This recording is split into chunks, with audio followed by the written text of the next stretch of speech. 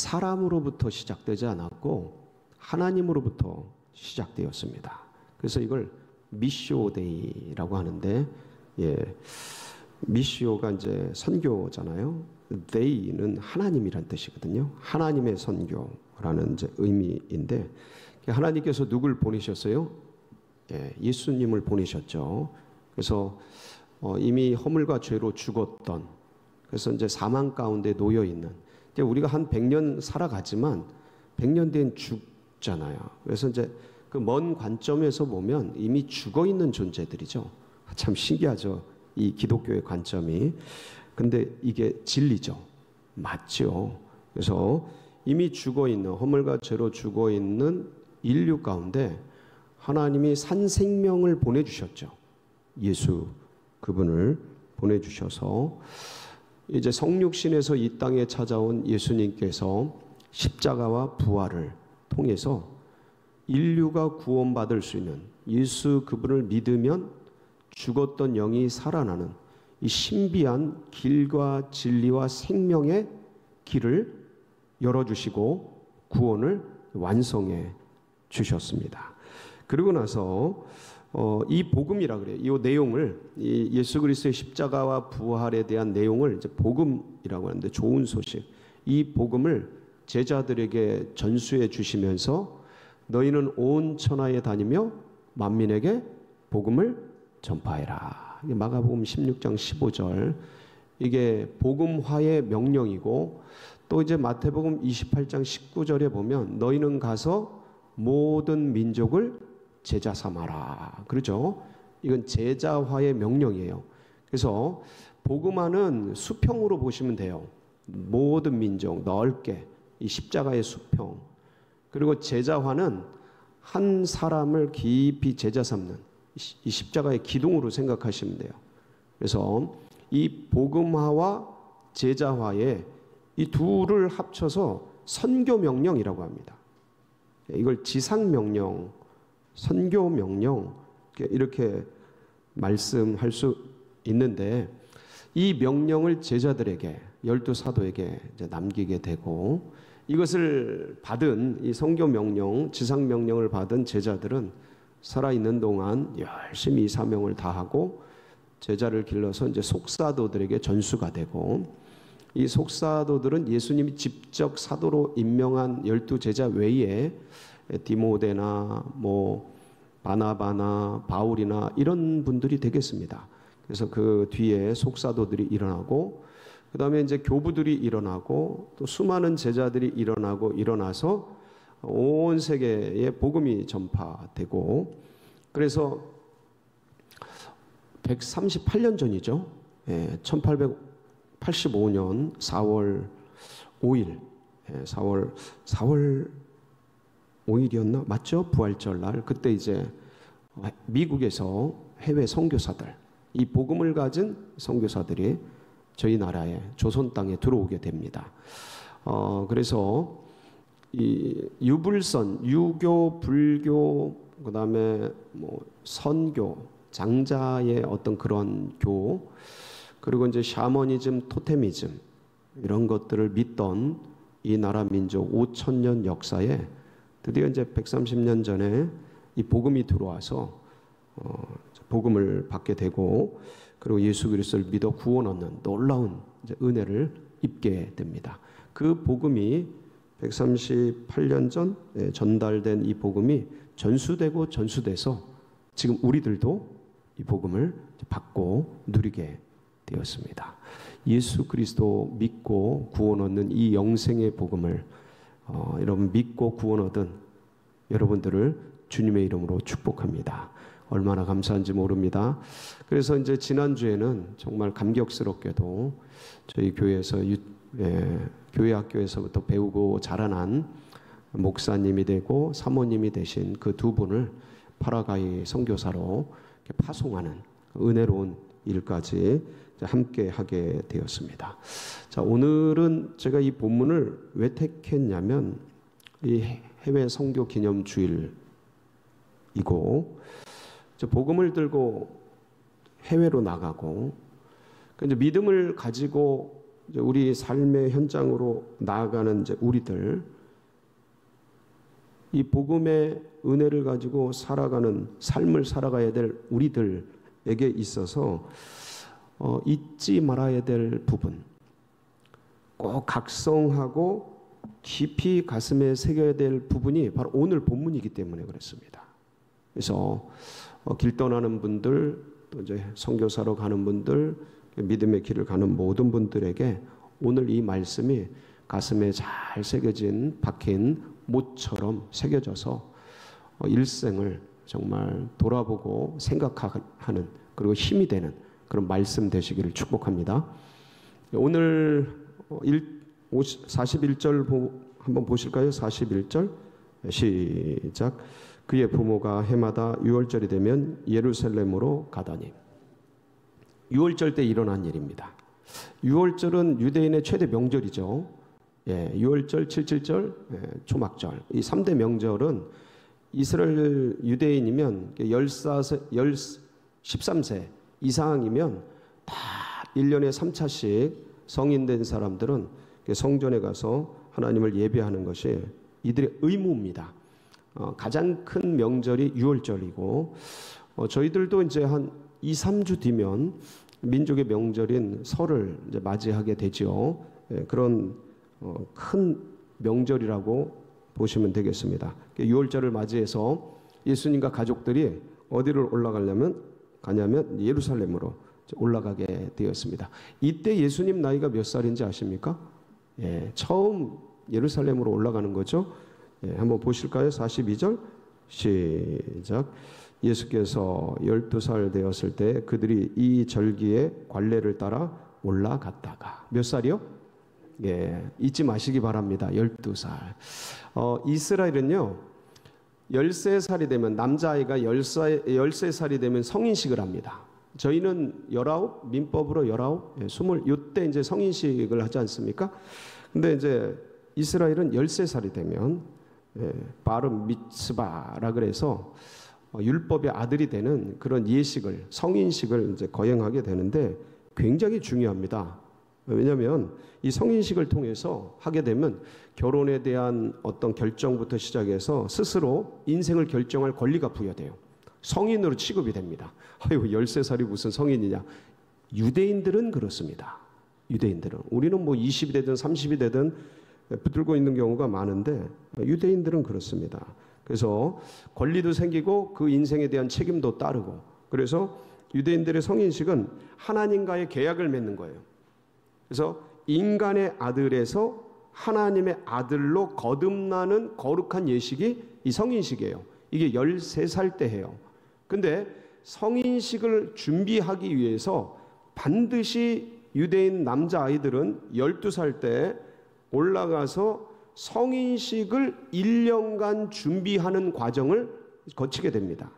그러니까 예수님이 이 12살 때 바로 성인식 준비를 위해서 6월절에 올라가게 된 겁니다. 사건은요, 올라가면서 생긴 게 아니고 내려가면서 생긴 거예요.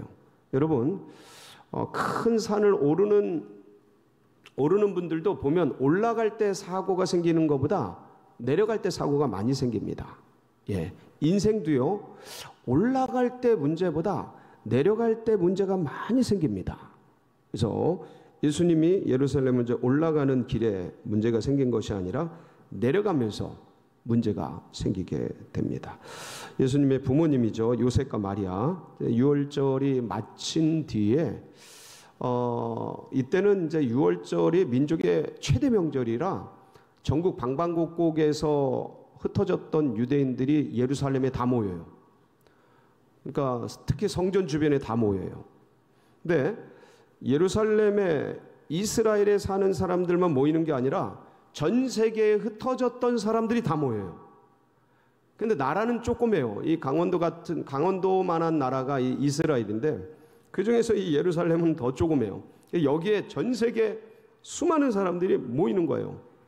한 1,000만 명 이상이 이제 모이게 되는데 뭐가 아주 그냥 거의 북새통이죠. 시장통 같고 거의 북새통 장마당 같은 인산인해를 이루는 그러한 상황이었던 것이죠. 사람들이 한도 끝도 없이 그냥 그 자리 하나 차지하려고, 예? 보통 일주일간 진행이 되거든요. 6월절 행사가. 그러니까 일주일간 먹고 마시고 자야 되고 하니까 짐들이 제가 생각하기에는 캠핑 수준을 넘는, 아마도 엄마 아빠 그리고 예수님과 뭐 아이들도 버리고 갈 수는 없지 않습니까? 다들 예루살렘에 올라가는데 어디 맡길 데도 없고 애들도 챙겨가지 않았을까 싶고 해서 거의 이사 수준이 됐을 겁니다. 그러니까 이제 그런 거 정리해야죠. 이제 끝나가니까 막 정리하고 그러고 막 짐 싸고, 예, 천막도 쳤을 텐데, 예, 그런 것들 하면서 아마 잔치가 끝나면서 그 정리하는데 좁고 사람들은 많고, 저희들도 알잖아요. 시장 같은 데 가면 얼마나 복잡한지. 그런 통에 이 부모님들이 예수님을 따로 챙기는 것을 놓친 거죠. 놓쳤어요. 그래서 짐을 싸서 이제 내려가는데 애들이 어디 뭐 친척 중에 있겠거니, 이때는 동네들이 다 친척이고 뭐 이런 시족 사회 뭐 그런 분위기였으니까 옆에 있는 분들이 다 친척이고 가족이고 큰아버지고 큰어머니고 뭐 이런 때였으니까 이 예수님이 친척 중에 있으려니 생각하고 짐을 싸가지고 이제 귀경을 하게 됩니다. 내려가게 되는 거죠. 그런데 하룻길쯤 가다 보니까, 얼마나 갔다고요? 하룻길쯤 44절인데 한번 읽어볼까요? 44절 시작. 동행 중에 있는 줄로 생각하고 하룻길을 간 후 친족과 아는 자 중에서 찾되.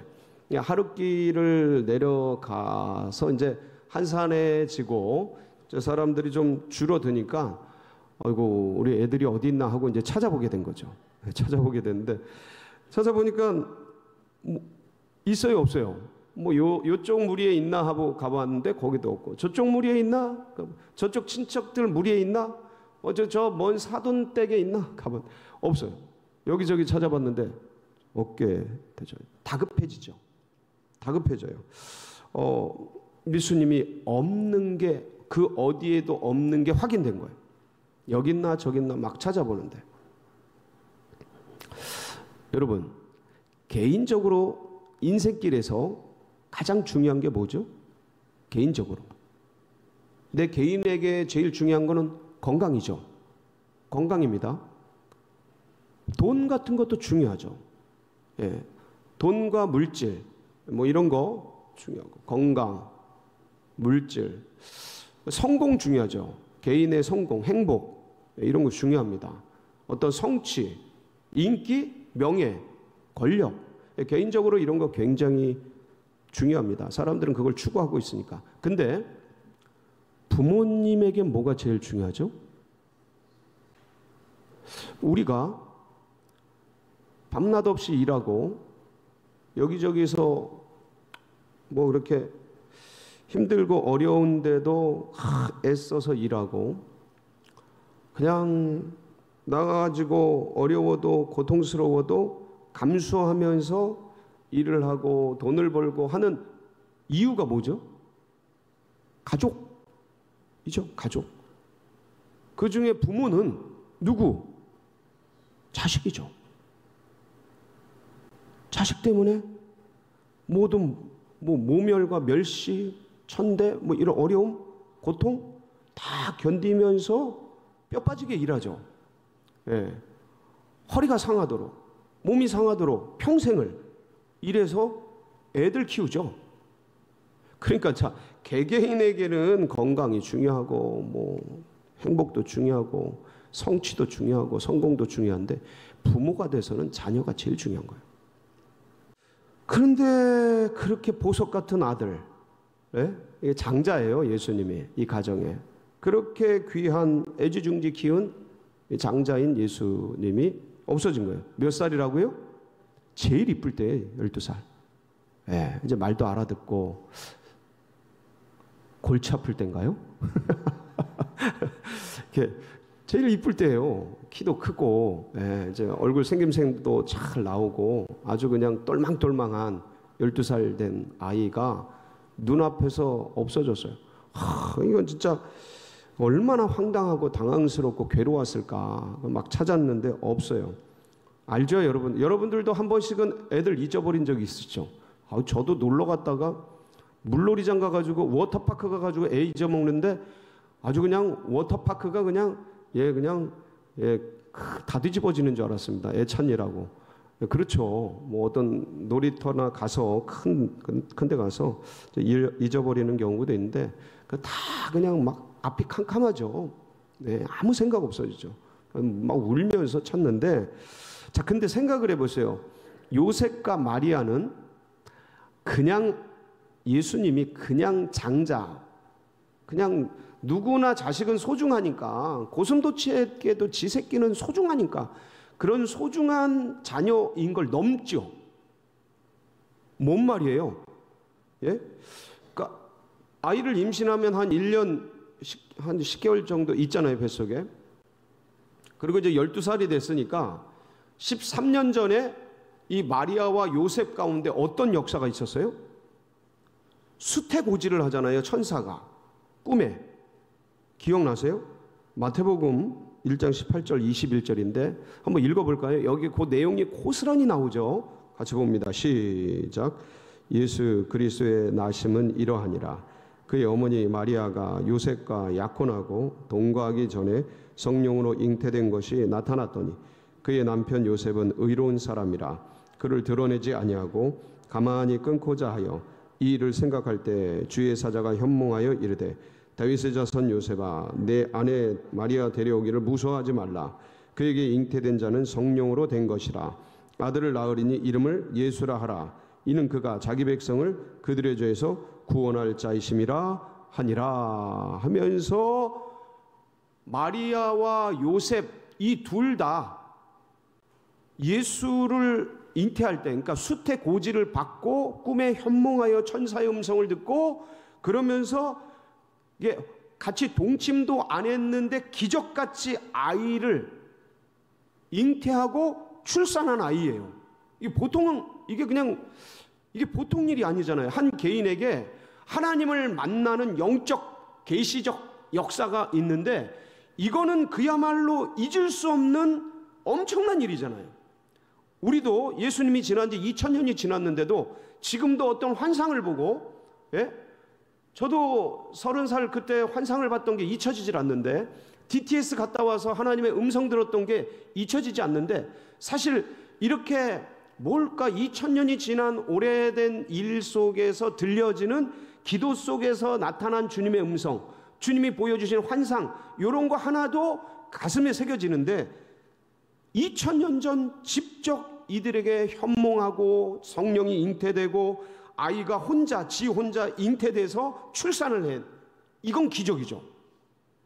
예, 본인들이 직접 체험한 엄청난 하나님의 역사고 하나님의 계시죠. 체험한 역사고 경험한 일들이었던 것이죠. 제가 이 얘기를 왜 드리냐면, 근데 시간이 흐르면서 이 엄청난 일들도 잊혀진 거예요. 잊어먹은 거예요. 제가 왜 잊어먹었다고 자신 있게 말씀을 드리냐면, 여러분 오늘 우리가 읽은 본문 말씀을 잘 보시면 50절에 예수님이 대화를 하죠. 이제 만나서. 근데 한번 보실까요? 50절 시작. 그 부모가 그가 하신 말씀을, 예수님이 하시는 말씀을 알아들어요? 못 알아들어요? 못 알아듣는 거예요. 이건 뭐예요? 예수님이 어떤 분인지를 내가 내 아버지 집에 있어야 될 줄을 왜 알지 못하십니까? 하고 얘기를 해도 못 알아듣는 거는, 이거는 예수님이 어떻게 잉태됐고 그때 예수님의 잉태할 때 말씀했던 얘기들이 어떤 건지를 다 잊어먹은 거죠. 왜 우리도 하나님의 엄청난 약속들, 언약들, 계시들, 환상들 이런 거 경험하지만 분주하고 바쁜 시간을 살다 보면 다 잊어먹잖아요. 사라져버리잖아요. 아, 옛날이여가 되죠. 그러니까 이분들도 예수님이 어떻게 잉태됐는지, 어떤 계시 속에서 역사됐는지 다 잊어버린 거예요. 잊어버리고, 그러면서 이 6월절에 사람들 많고, 그 다음에 분주하고, 해야 될 일 많고, 처리해야 될 일 많고, 짐 싸야 될 거 많고, 캠핑 장비 다 추스려야 되고, 이렇게 저렇게 하다 보니까 그냥 확인 없이 예수님이 있으려니 하면서 길을 내려간 거예요. 길을 떠난 거예요. 근데 가보니까 예수님이 없는 거예요. 가보니까. 그러니까 우리의 삶도 자칫 잘못하면 이럴 수가 있다라는 거죠. 우리가 믿음을 가지고 신앙을 가지고 이 길을 가지만 분주한 삶 속에 빠져서 어느덧 기도하는 것도 잊어버리고, 예? 그냥 이것저것 할 거 많고 또 여기저기 처리해야 될 일들 쫓아보면 복잡하고 다단한 그런 삶의 정황 속에 내던지다 보면 어느 순간 기도하는 거 잃어버리고, 말씀 듣는 거, 어느 분들은 예배 주일날 그나마 한 번 드리는 예배도 잊어버리고 그냥 삶의 시류에 흘러가서 아유 그러려니 하면서 흘러갈 때가 있습니까 없습니까? 그렇게 되는 거예요. 있으려니, 내가 믿고 있으니까 구원 받으려니, 천국에 갈 수 있으려니, 기도도 까먹고 말씀도 까먹고 주님과의 교제도 묵상도 예배도 다 잊어버리면서 그냥 바쁜 분주한 일상 속에 흘러가는 거예요. 이게 인생이죠. 이게 요셉과 마리아의 삶이었습니다. 뭐 누굴, 야 그렇다고 자식을 잃어버리냐, 누구를 탓할 일이 아니에요. 예? 예수님을 그렇다고 놓고 다니냐?